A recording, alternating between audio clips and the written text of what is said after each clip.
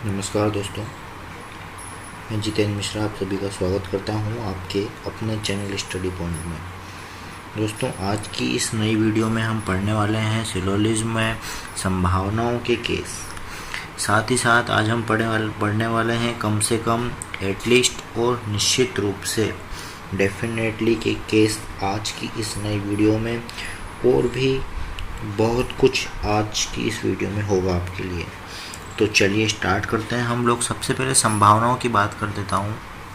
दोस्तों, संभावनाओं के जब भी प्रश्न आए तो संभावनाओं में आपको ये ध्यान रखना होता है कि संभावना, जैसे कोई आपसे एग्जाम्पल मैं ले सकता हूँ कि अगर मैं बोलता हूँ कि सूर्य पूर्व दिशा से निकलता है, तो दोस्तों इसमें क्या ये संभावना हम बोल सकते हैं क्या कि सूर्य पूर्व दिशा से निकलने की संभावना है?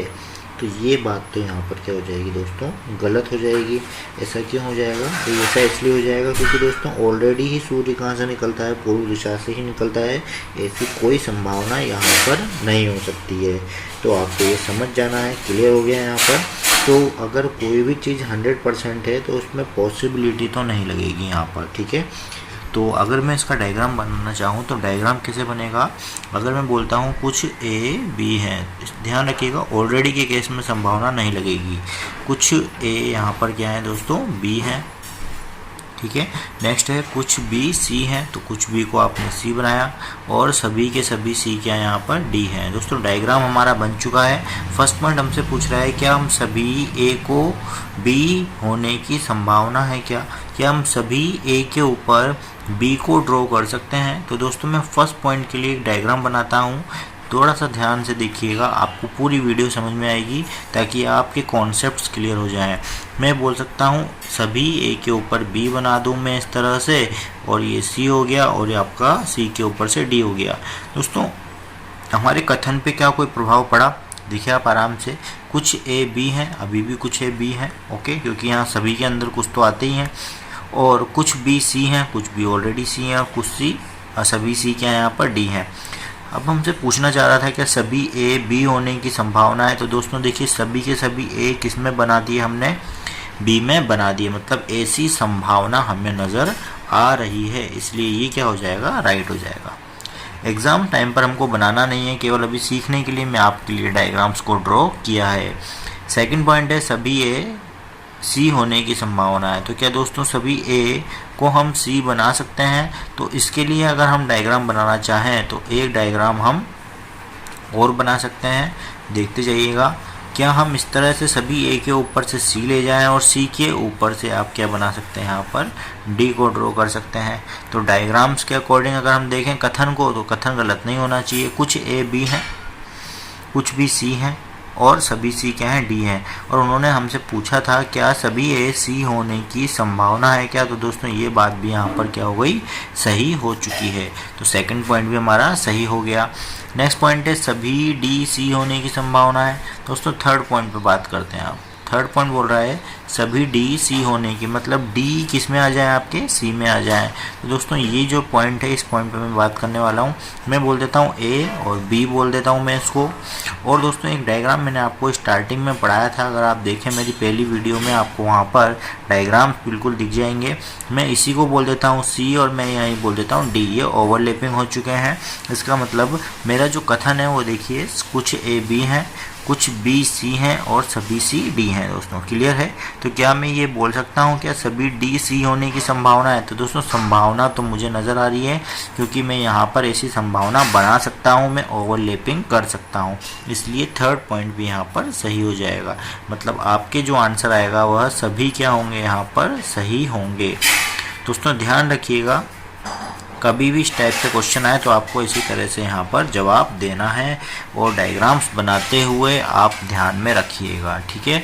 तो यहाँ पर आपका ये संभावना का केस क्लियर हो जाता है। अगर कोई आपसे बोलता है देखिए यहाँ पर क्या कुछ ए बी होने की संभावना है, तो कुछ ए ऑलरेडी क्या है, बी हैं, तो ऐसी संभावना यहाँ पर नहीं हो सकती क्योंकि ऑलरेडी है यहाँ पर, ठीक है। और ऑलरेडी के केस में संभावनाएं क्या हो जाती हैं, गलत हो जाती हैं दोस्तों, ठीक है। चलिए तो मैं आपको नेक्स्ट अब लेके चलता हूँ। हमारे लिए नेक्स्ट जो पॉइंट आएगा वो आपके लिए कम से कम और निश्चित रूप से, इसके लिए मैं आपके लिए बताता हूँ। चलिए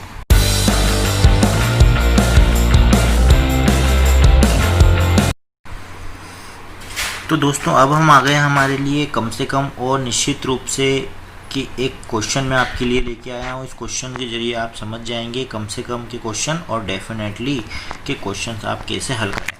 तो पहले मैं इस क्वेश्चन का डायग्राम बना देता हूँ। कुछ पी क्यू हैं, तो दोस्तों आप देखते रहिएगा। कुछ पी को आपको क्या बनाना है, यहाँ पर क्यू बनाना है। तो कुछ पी क्या बन जाएंगे, यहाँ पर क्यू बन चुके हैं, ठीक है। नेक्स्ट पॉइंट बोल रहा है कुछ आर, यहाँ पर कुछ क्यू क्या है, यहाँ पर आर है, तो कुछ क्यू को हमने आर बनाया। अब हमसे पूछना चाह रहा है क्या कम से कम कुछ पी आर हैं। दोस्तों ये कम से कम का आप आराम से ध्यान रखिए का कोई मतलब एग्जाम में नहीं होता, इसे नेगलेक्ट कीजिए। आप देखिए मत, केवल आप पढ़िए कुछ पी आर हैं। तो क्या कुछ पी आर नज़र आ रहे हैं, तो आप बोलेंगे कुछ पी आर हैं। ये वाली बात तो बिल्कुल गलत है, तो क्रॉस लगा दीजिए। फिर कम से कम आपको नहीं पढ़ना है, छोड़ दीजिए इसको और पढ़िए कुछ आर क्यू हैं। तो कुछ आर क्या क्यू हैं, तो दोस्तों ये बिल्कुल सही है। और निश्चित रूप से क्या कुछ पी क्यू हैं, क्या निश्चित रूप से कुछ पी क्यू हैं। तो दोस्तों निश्चित रूप से जो स्टार्टिंग में आया है इसका भी कोई मतलब नहीं है, इसको भी आप छोड़ दीजिए। क्या कुछ पी क्यू हैं, तो दोस्तों कुछ पी क्या यहाँ पर क्यू हैं, तो ये भी आपका सही होगा। मतलब आपके लिए जो आंसर बनेगा वो सेकंड और थर्ड क्या होगा, यहाँ पर आपके लिए सही जवाब बनेगा इस केस में, ठीक है दोस्तों। तो ये आपके लिए सेकंड जो क्वेश्चन था कम से कम का, और निश्चित रूप से यहाँ पर मैंने आपको बताया। अब दोस्तों मतलब कम से कम आपको हटा देना है, नेगलेक्ट कर देना है। निश्चित रूप से ये वर्ड आपके लिए मैं, अगर कोई स्टार्टिंग में आता है पॉजिटिव में तो आप उसको नेगलेक्ट कर सकते हैं। लेकिन दोस्तों अब मैंने आपके लिए क्वेश्चन और रखा हुआ है, उस क्वेश्चन को देखते हैं हम लोग। हमने लिखा हुआ है डेफिनेटली डज नॉट का केस, जो कि डेफिनेटली डज नॉट फॉलो होगा, वह आपको यहाँ पर आंसर देना है। उसे आप सही जवाब देंगे और उस पर टिक लगाएंगे आप, मतलब वही सही होना चाहिए। तो इसका एक डायग्राम मैं बना देता हूँ। सभी ए बी हैं, तो दोस्तों सभी के सभी ए क्या बन जाएंगे, यहाँ पर आपके बी बन जाएंगे। तो ये आपका डायग्राम क्लियर हो गया। नेक्स्ट हो गया कोई भी बी क्या नहीं होगा दोस्तों, सी नहीं होगा। तो कोई भी बी सी नहीं है, क्रॉस। नेक्स्ट है कुछ सी डी हैं, तो कुछ सी क्या बनेंगे, यहाँ पर डी बनेंगे। ये भी आपका डायग्राम बन गया है। अब डायग्राम बनने के बाद में आपको ही चेक करना है क्या कोई ए सी नहीं है। ये आपको डेफिनेटली डज नॉट फॉलो होना चाहिए, मतलब आपके लिए वह वैल्यू फॉलो नहीं करनी चाहिए, वो भी 100%। डेफिनेटली मीन्स हो गया 100%, वो आपके फॉलो नहीं करनी चाहिए। उसी को आप क्या करेंगे, यहाँ पर सही करेंगे। तो चलिए मैं फर्स्ट पॉइंट पे बात करता हूँ। कोई ए सी नहीं है, तो क्या कोई भी ए सी नहीं है। तो दोस्तों अगर आप देखें तो वाकई में जो बी के एरिया के अंदर कौन आ रहा है, ए आ रहा है। तो ए तो 100%, क्योंकि ए जो होगा वह सी में नहीं आएगा। तो ए का जो ए होगा वह बिल्कुल भी सी नहीं हो सकता। पर ये तो बात हमारे लिए राइट हो चुकी है, क्योंकि दोस्तों हमें तो निकालना क्या है, डज नॉट फॉलो। और डज नॉट फॉलो वाला जो होगा वह हमारे लिए राइट होना चाहिए। पर ये तो बात हमारे लिए सही हो रही है, ये हमारे लिए गलत नहीं हो रही है। जो गलत होगी वही हमको राइट करना है डज नॉट फॉलो के अंदर। तो ये जो पॉइंट है ये तो हमारा क्या हो जाता है, गलत हो जाता है, क्योंकि ये तो राइट हो गया, क्योंकि ए सी नहीं है। नेक्स्ट पॉइंट है कुछ डी बी हैं। तो दोस्तों मैं डी और बी के बारे में कोई इन्फॉर्मेशन मुझे दी हुई नहीं है कि कुछ डी बी हैं या नहीं हैं। तो ये भी मेरे लिए 100% तो नहीं हो सकता। नेक्स्ट है कुछ सी ए हैं। तो दोस्तों आप देखिए क्या कुछ सी ए हो सकते हैं क्या। दोस्तों आपको साफ साफ मना किया हुआ है कि बी क्या नहीं होंगे, सी नहीं होंगे। बी क्या नहीं होंगे, सी नहीं होंगे। तो क्या कुछ सी ए हो सकते हैं। दोस्तों आप इस जवाब यहाँ पर मैं आपसे खुद जवाब लेना चाहूँगा, क्या कुछ सी ए हो सकते हैं। तो आप बोलेंगे कुछ सी ए नहीं हो सकते। ये आपके लिए गलत होने वाला है, क्योंकि बी ही क्या नहीं है आपका, सी नहीं है, और ए आपका सी नहीं होगा। मतलब ये आपके लिए क्या हो गया, गलत हो गया। और जो मैंने बोला था 100% वाली बात, वो 100% यहाँ पर आ रही है, क्योंकि बी के एरिया में कौन है, यहाँ पर ए है। तो ए सी है क्या, तो ऐसा तो नहीं होगा दोस्तों, और जो नहीं होगा वही क्या होगा हमारे लिए सही होगा। मतलब यही हमारे लिए क्या बताता है, आपका डेफिनेटली डज नॉट फॉलो का केस यहाँ पर बताएगा दोस्तों। ठीक है, तो ये आपके लिए मैंने एक नए जो वर्ड रहते हैं डेफिनेटली डज नॉट फॉलो, वो आपको मैंने यहाँ बताया।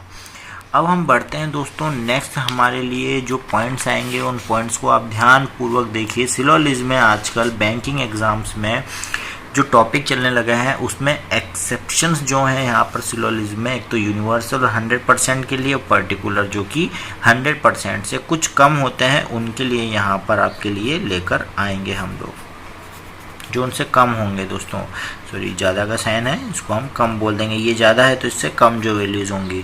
अब हम बात करते हैं यहाँ पर यूनिवर्सल अफर्मेटिव्स। ये क्या है दोस्तों, अगर एग्ज़ाम्स में आपके लिए ऑल, इच, एवरी, एनी या 100%, 50%, 100% बहुत देखने को मिलता है एग्ज़ाम्स में, या ओनली आपके लिए आ जाए तो ये आपके लिए यूनिवर्सल अफर्मेटिव होंगे।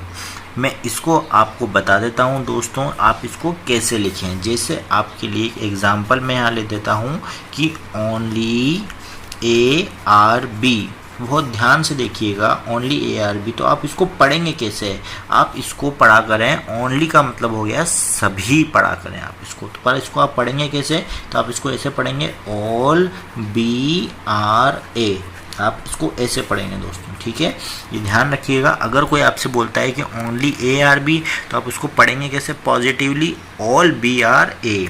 तो आपके लिए जो यहाँ पर अगर मैं बोलता हूँ ओनली ए आर बी, तो आप इसको कैसे बोल देंगे, ऑल बी क्या होंगे यहाँ पर ए के अंदर आ जाएंगे दोस्तों। ये क्लियर हो गया आपको। तो डायग्राम ऐसा बनेगा यहाँ। जबकि यूनिवर्सल नेगेटिव में कौन कौन से वर्ड्स आते हैं, तो no, none, never, all, not और नो वन का जो केस होता है वो आपको पता होगा, एग्ज़ाम में अधिकतर यही आता है, तो आपको इसके लिए भी ध्यान रखना है। पर्टिकुलर अफर्मेटिव्स मीन्स जो कि 100% से कम होंगे, पॉजिटिव केस होंगे, वो क्या होंगे, तो some, many, more, most, much, mostly, almost, a few, जो कि एग्ज़ाम में सबसे ज़्यादा देखने को मिलता है, अ फ्यू, एटलीस्ट, जो कि मैंने आपको अभी बताया, और जनरली और ओकेजनली। ये आपके लिए पर्टिकुलर अफर्मेटिव मतलब कि आपके लिए यहाँ पर क्या हो सकते हैं, ये पॉजिटिवली केस में आ सकते हैं, 50% से लेकर 100% से नीचे होंगे। नेक्स्ट पॉइंट पे बात करूं, पर्टिकुलर आपके लिए नेगेटिव जो होंगे, सम, नॉट, हार्डली, इस तरह से जो वर्ड्स हैं ये आपके लिए किस में आएंगे, पर्टिकुलर नेगेटिव केस में आएंगे दोस्तों। तो यहाँ तक की जो आपकी आज की वीडियो है, इसमें मैंने आपके लिए बताया कि किस तरह से आप इन क्वेश्चनों को हल करेंगे। अब आने वाली जो वीडियो होगी दोस्तों, उसमें मैं आप लोगों को सबसे ज़्यादा जो इम्पोर्टेंट है आपके लिए यहाँ पर ऑल, ओनली और ओनली फ्यू करके यहाँ पर आजकल कुछ वर्ड्स आते हैं, केवल कुछ की वीडियोस आपके लिए लेकर आऊँगा क्वेश्चनों के माध्यम से। तो आज की अगर आपको वीडियो अच्छी लगी हो तो दोस्तों तक ज़रूर शेयर कीजिए, ताकि सभी इसको पढ़ पाएँ, समझ पाएँ। धन्यवाद।